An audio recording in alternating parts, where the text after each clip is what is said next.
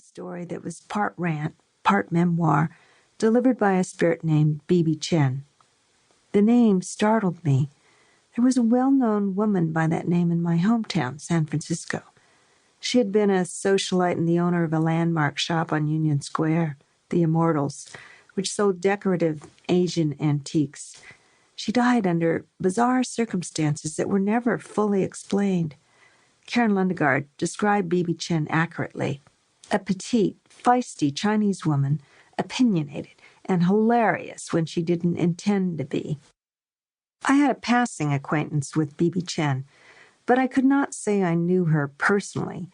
We exchanged brief hellos at the usual fundraisers for the arts or the Asian American community.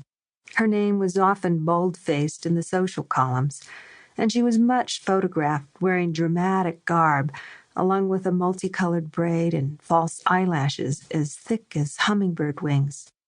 Karen had transcribed Bibi's voice in pencil on yellow legal pads.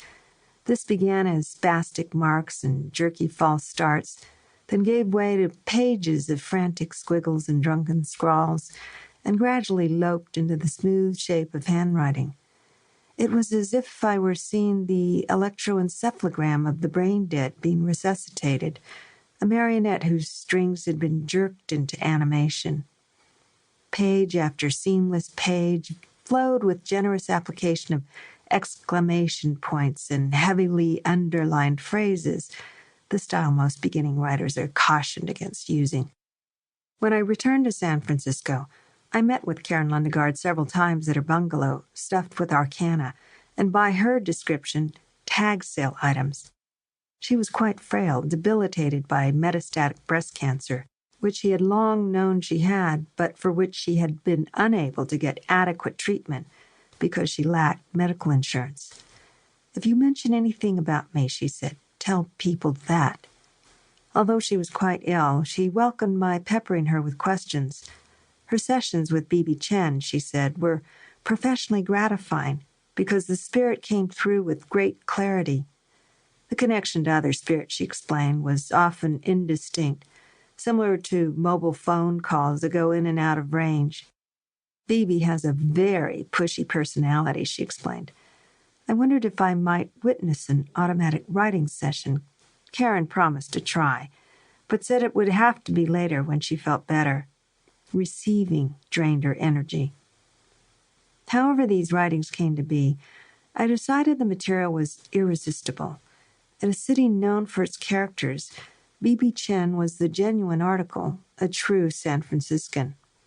Without giving away her story, I will mention only that she talked about 11 tourists missing in Burma, who were the subject of news headlines for weeks, a story readers may well recognize.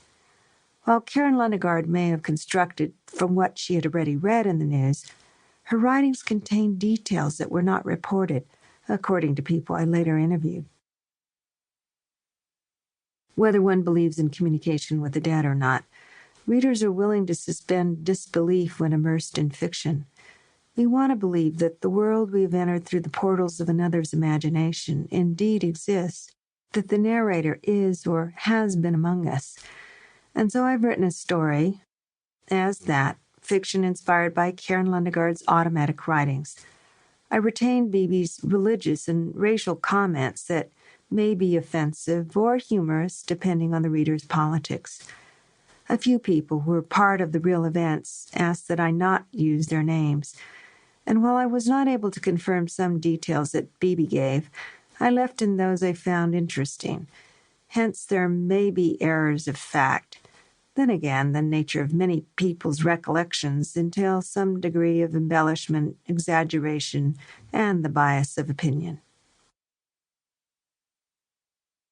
Although you may think this book was as effortless to write as those dictated by Patience Worth, I relied on the assistance of many to assemble the pieces. For interviews, I thanked people too numerous to name, but you know who you are. I am grateful to the Asian Art Museum in San Francisco and the American Society for Psychical Research in New York for opening their doors to me. I hope readers will visit their collections and give generously to their coffers. At the time of this writing, foreign writers and journalists were still not allowed.